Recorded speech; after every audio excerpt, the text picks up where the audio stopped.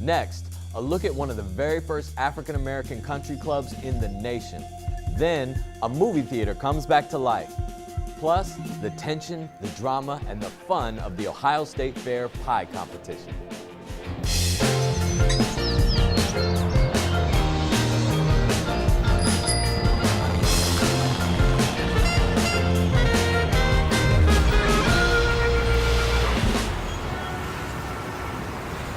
Support for Columbus Neighborhoods is provided by... At American Electric Power, we've been proud sponsors of WOSU Public Media for many years and strong supporters of our headquarters city here in Columbus, both downtown and in neighborhoods like yours. State Auto Insurance Companies, transforming to become a digital provider of auto, home, and business insurance. And for nearly 100 years, committed to the people and neighborhoods of Central Ohio. State Auto. The Columbus Foundation. Smart philanthropy for a smart city. ColumbusFoundation.org. Bailey Cavalieri. Your relationship with your law firm doesn't need to be complicated, it just needs to be right. CODA. Keeps our community moving forward. Falgren Moortime Marketing and Communications. Think wider. Ohio Health focuses on you and your family with a mission to improve the health of our communities. Women in Philanthropy at Ohio State, changing lives by giving together. And by contributions from these and other Columbus area families who support WOSU. Thank you. Seeing a production in the Discovery Theater at the Ohio History Connection is a great way to be entertained while being educated. Today's episode is all about entertainment, how we like to pass the time right here in Central Ohio. Now, our first story is about one of the original African-American country clubs in the nation. It was built in Gahanna and was billed as a place for athletics and for social retreats. Take a look.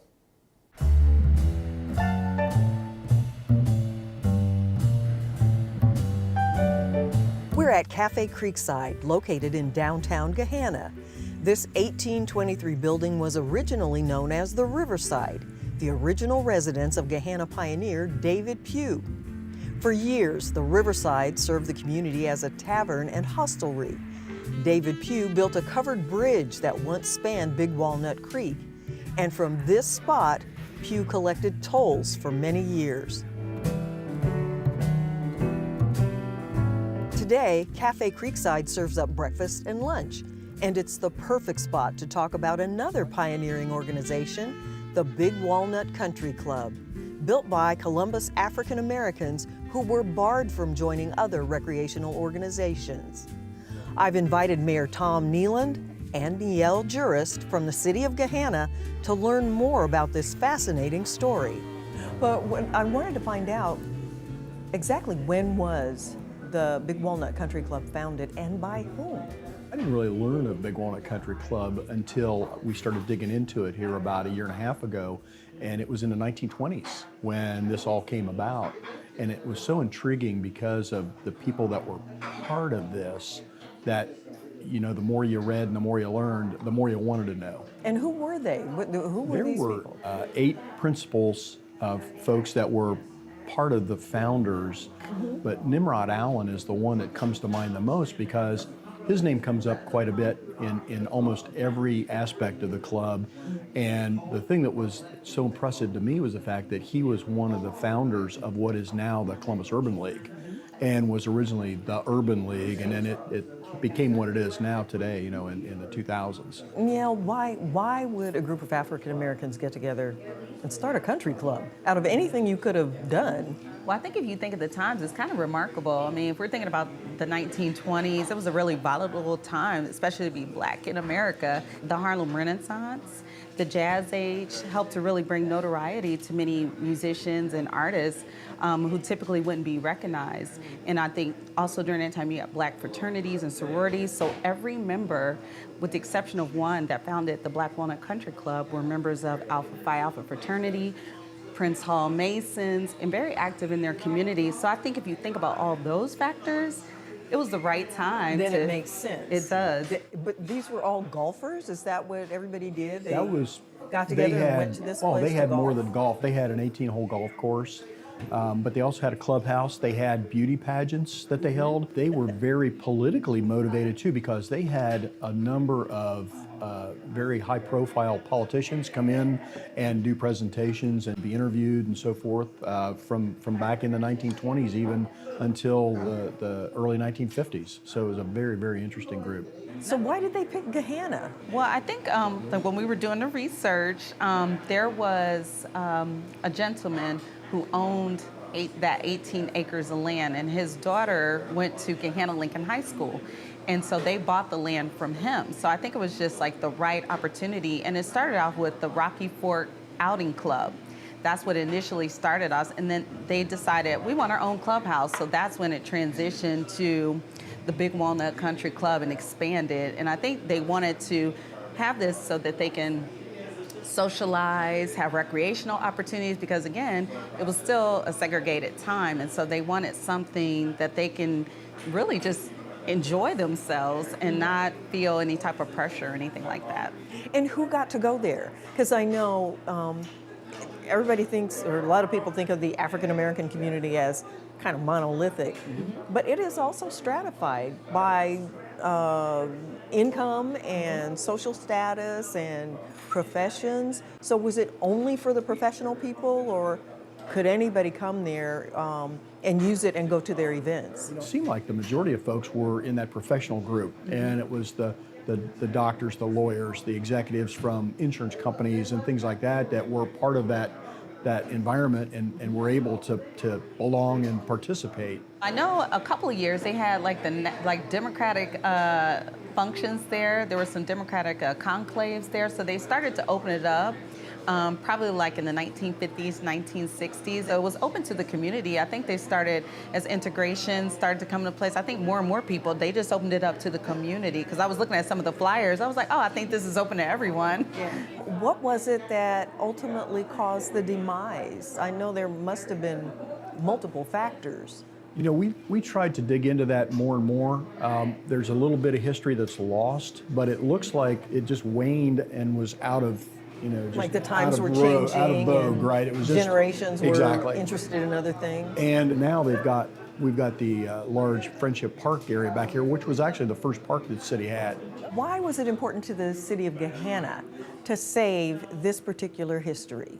Yeah, Gahanna is a very, very diverse community, and it's important to me to talk about the history of Gahanna. And because this had such prominent people at the time that they were here with their country club, it just seemed like that's just a story that just has to be captured historically for us, and to be able to continue to tell that story to generations to come, because it was just lying in a pile of papers for all these years, and without having some method for us to put it together, I just felt like we were going to lose all that history, and it was just so important. No, it's definitely an important part of our history, and I think up until now it's been pretty forgotten. I mean, not a lot of people know about this, and I consider myself all things. Yes. I know like all the facts that's happening, you know, in my community. So this is just one piece of history that is very important for people to know where they come from, and I think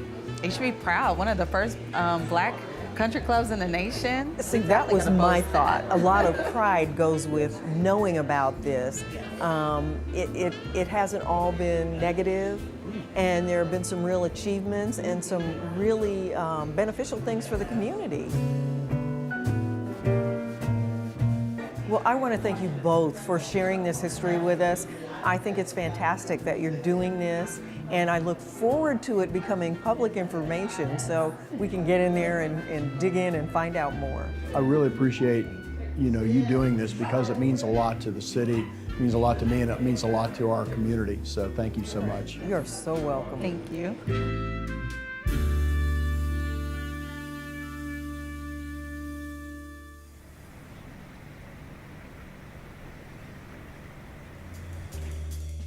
Next, it's more than a movie theater, it's a community cornerstone. Then it's high-stakes competition for the best pie in Ohio.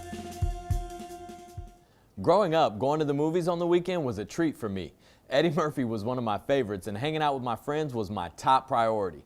This next story is about a theater in Shawnee, Ohio that is currently being restored. And the hope is it'll once again become the cornerstone of the community where people meet face to face.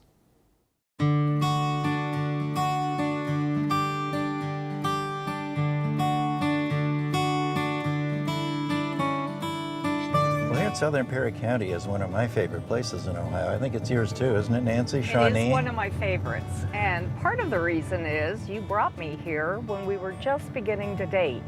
And I thought this is a really interesting place to go. And I was new to preservation, and you were introducing me to interesting places around the state. And I always remember that. I think it was back in 1976. Yeah, a long time ago. Dates from 1873, along with the rest of this coal-producing region in Appalachian, Ohio, began to suffer in the 1920s as the coal market changed and other areas began to compete. Towns like this lost their economic base, which basically was coal mining. Historically, it's a very important place. Architecturally, it's quite unusual, particularly for what we call the overhanging porches, many of which we'll see while we visit the town.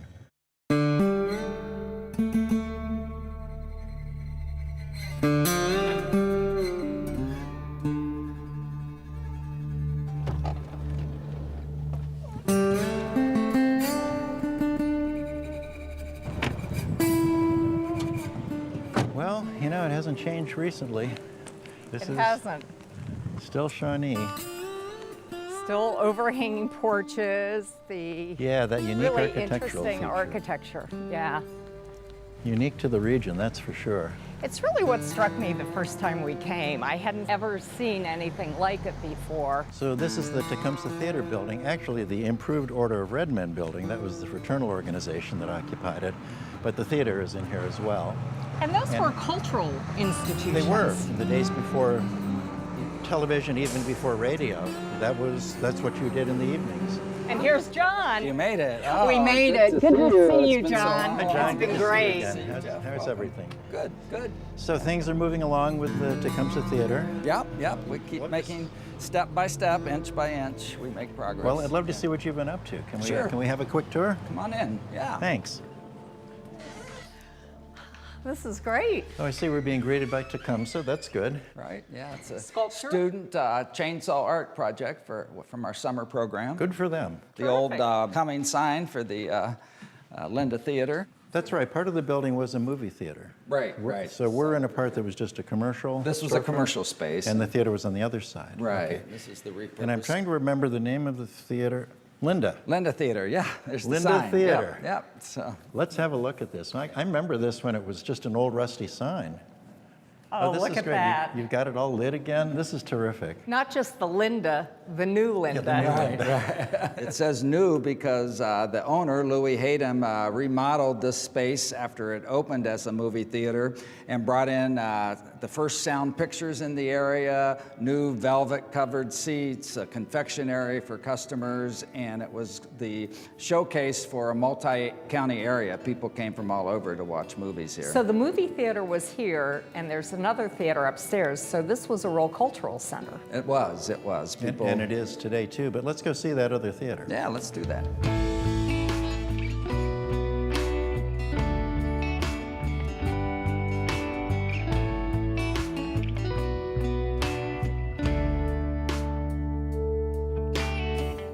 What a wonderful old theater. You know, I haven't been in here for a long time, and I'd really forgotten about that whole stage and how much of it's still intact with all the water that got through. And Yeah. it's really, It really is, and even without the plaster, you can tell really what it looked like. Much of the plaster was gone, right? And that's why there really the isn't water any. damage. sure. Right. So, but you can sure see the contours of the support beams and the front of the balcony, that elegant curve.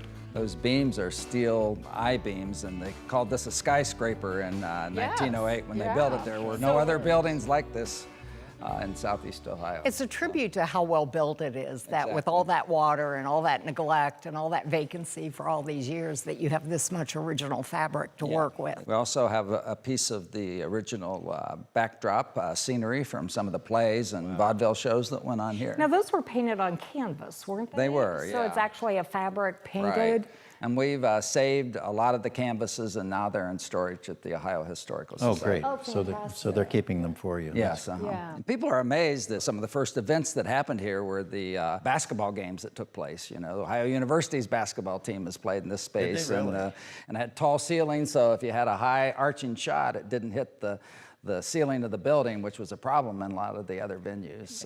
So the stairs go to another floor. There's a third floor in the building. Was that the Lodge Hall? Yes, the builders of the building were the Improved Order of Red Men, which was a fraternal order. Fraternal orders had a huge role in these early mining towns of kind of civilizing the rowdy miners with social events and rules of behavior. And with that said, they had their ceremonial ballroom upstairs, which is another wonderful, usable space in this building as we raise funds to utilize it. So you were in a group that acquired this building in the mid-1970s. Yeah, 1976. Okay, so we 42 purchased it years. for $500. So. $500 for a whole building. Yep, you know, is the Taken a few more dollars over the years, but still, you saved the building for $500. Yeah, it's really symbolic of this whole area. It took a while for things to decline and get in the shape that they got to be after the coal boom.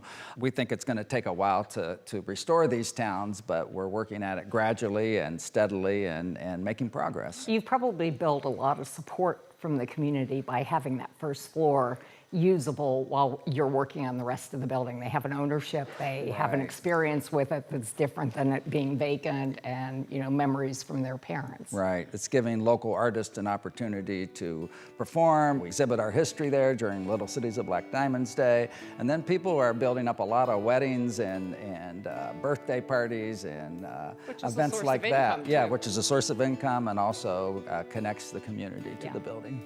Well, John, thanks so much. It's really amazing what you've accomplished here. It only took 42 years. Keep on going. Come back in 42 more and we'll have it done. No. We need those young preservationists to do that. Congratulations. We love coming and visiting, and we'll be back to watch your progress as it continues. Thank you very much.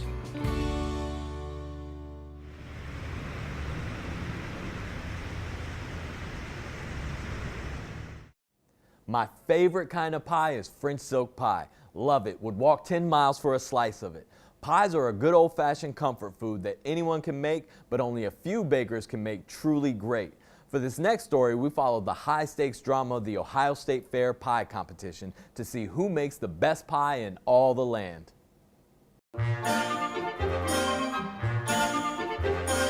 I attended the Ohio State Fair for years with my family, and each year we would look at the baked goods and my family would say, you know what, you could win a ribbon here at the fair. I went ahead and I entered, I won a blue ribbon, and I was hooked. I brought 6 pies. I brought an apple pie, cherry. I brought one I never made before. It's a pineapple coconut. I'm from Akron, Ohio, and I made an apple pie. My mom actually helped me. It's a family recipe. My secret recipe is a New York Times. There's nothing really original about this. I just follow the recipe and see how it goes. Good afternoon, everybody. I want to welcome you to the Ohio State Fair 2018 Pie Competition. This is my 5th year judging pies, and it's my favorite. For everybody that judges here at the fair, the pies are a favorite. There are 65 pies being entered this year. I'll have to be sure to take itty-bitty bites. It's not about eating a whole slice. I'll have to keep reminding myself that you never get to a point of, it's a slice of pie, it's a slice of pie. Actually, there's always that slice where you go, wow, it could be the 65th slice. We're going to judge them on appearance, on flavor, and on texture. Well, the first thing we're going to look at when we're judging the pies is we're going to look at the overall appearance. We're going to look to see if the crust is evenly browned. We're going to slice it, and after we slice it, we're going to lift it up. We're going to pop that pie slice over and take a look at that bottom crust, because that bottom crust is very important. It has to still be flaky. So we're going to look for it to be evenly browned and still tender and flaky. The next thing we're going to look at is how the filling sets up. So let's go ahead and cut it. Here, I can tell you right now that's a really moist filling. Flour. Flour to thicken it. Did it set up nicely? We're gonna, if it's a fruit pie, we're gonna look and see if the fruit pieces are uniform in size, if they're tender, and then we're gonna look at the top crust or if there's a crumb topping. We're gonna look at that too. You know, I don't know if you noticed what we do, but one of the first things we do, and this is what you can do when you're a pie judge, is you could pick up the pie and we're gonna look at that crust. And first of all, see if it's tender or not. We're gonna check the flavor. She's really nailed it. You did a great job on that.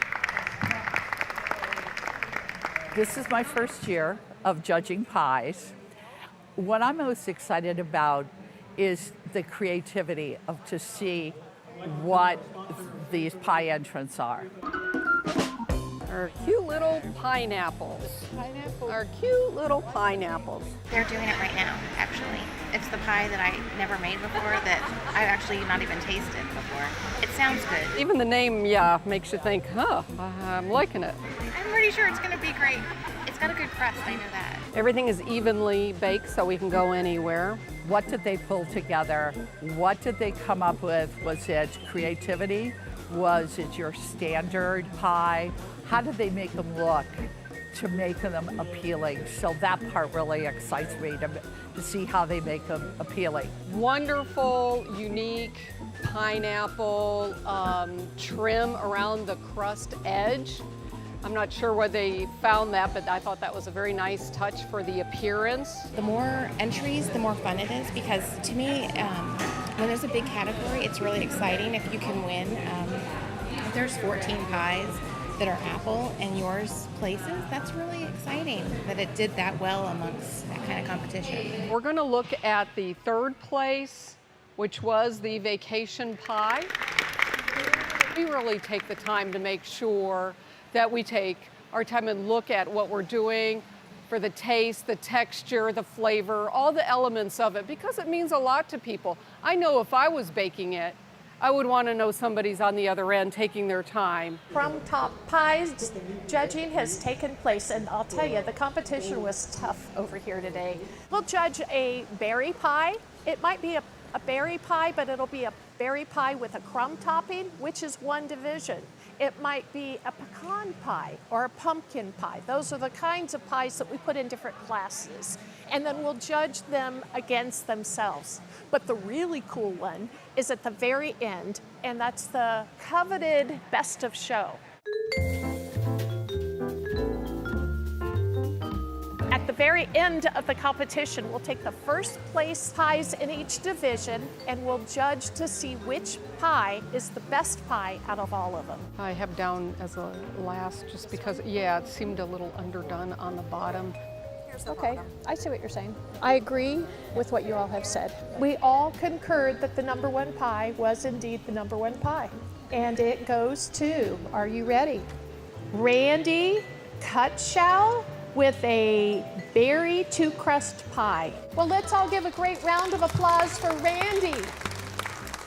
The mixture of berries was absolutely magnificent. It had a good balance of sweetness, and the crust was perfect. It's very satisfying. You feel like you did a really great job, and that at least from today until next year, I have the best apple pie. We want that crust to bubble. We want it to bring that filling to a boil so it thickens. Okay.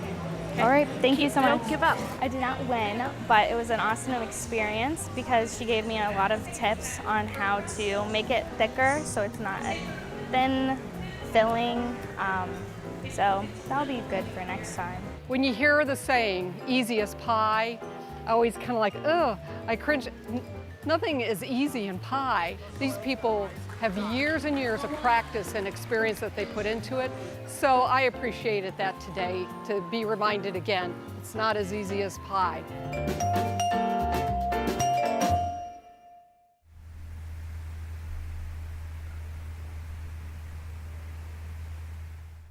Thanks for being with us. And remember, you can catch all our episodes on columbusneighborhoods.org. Plus, see our stories on the WSU mobile app. And you can follow us on Facebook, Twitter, and Instagram. We'll see you back here next week on Columbus Neighborhoods.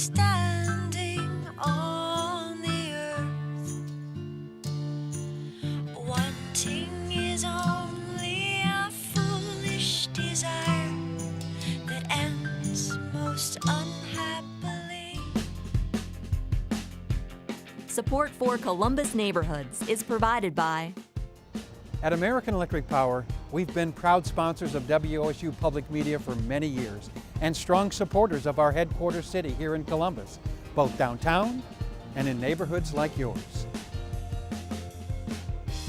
State Auto Insurance Companies, transforming to become a digital provider of auto, home, and business insurance. And for nearly 100 years, committed to the people and neighborhoods of Central Ohio. State Auto. The Columbus Foundation. Smart philanthropy for a smart city. ColumbusFoundation.org. Bailey Cavalieri. Your relationship with your law firm doesn't need to be complicated, it just needs to be right. CODA. Keeps our community moving forward. Falgren Moortime Marketing and Communications. Think wider. Ohio Health focuses on you and your family with a mission to improve the health of our communities. Women in Philanthropy at Ohio State, changing lives by giving together. And by contributions from these and other Columbus area families who support WOSU. Thank you.